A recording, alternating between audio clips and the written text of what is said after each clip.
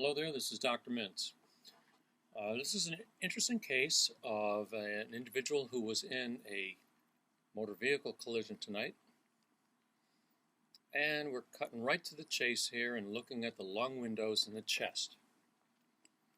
All right, get an idea. What do you think is going on here?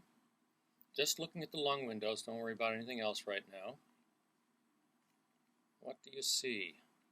Tell you what, we'll jump over to the coronals also and let you look at it there. Move it down into view a little bit better.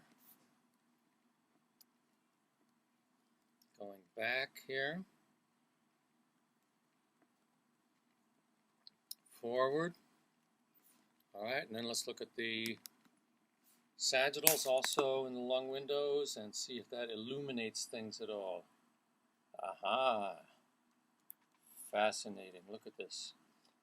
Okay, so trauma patient, and I think you have seen already the salient findings. They are in the right chest. They include, importantly, a pneumothorax on the right, and I would characterize this as moderate, but it's just kind of to give some idea. I say sometimes very small, small, moderate, large, or huge. Those words seem to give people at a glance a sense of how big things are. Okay, so here you can see these areas of opacity also in the right lung. What's interesting, though, is that they vary depending on what lobe they're in. What these are, of course, in the patient with trauma are areas of pulmonary contusion. So we have areas of pulmonary contusion, took a wallop to the back, of course, and actually you can see, maybe you notice there's a fracture here at L1 and significant retropulsion. See how the bone is pushed back there. Okay, didn't seem to have paralysis at least, so that's a good thing. And looking at the lung windows again, so the patient took a wallop to the back. I don't know the details of the injury, but contused, produced a wallop injury and hemorrhage into all three lobes, but posteriorly in all three lobes. So here is, and that's kind of the theme here, is that we're getting a good look at the lobes and the lobar anatomy, in the sagittal plane especially. So this is right lower lobe, and remember it goes up obliquely like that. You have right middle lobe, which is this kind of wedge-shaped thing between the right upper lobe and right lower lobe. It, of course, is between the right major fissure and right minor fissure. So this area of opacity right there is pulmonary contusion in the right middle lobe, and then you go up here, and here's pulmonary contusion in the right upper lobe. Okay, so look at that again, going out laterally.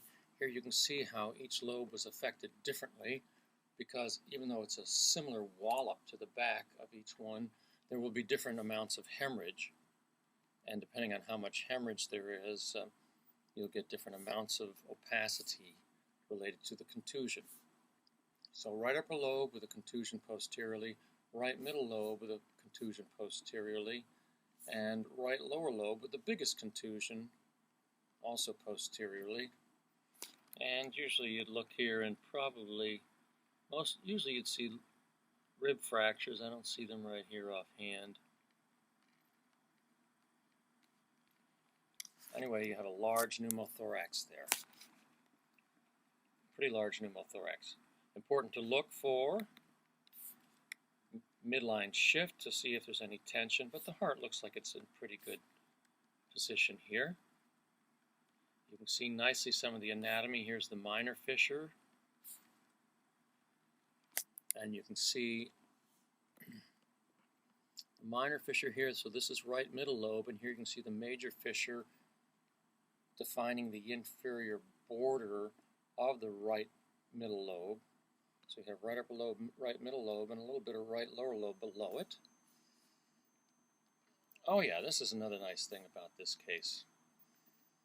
Maybe you've heard of cases that have had pneumothorax, and one of the plain film findings of pneumothorax is what they call the deep sulcus sign. And what you see is illustrated here extremely well, and that is that here you have a lung without pneumothorax, and the left costophrenic recess looks normal, but if you remove the lung from that costophrenic recess and allow air to pass into there, it will define the true extent of that sulcus, that right costophrenic rib diaphragm sulcus.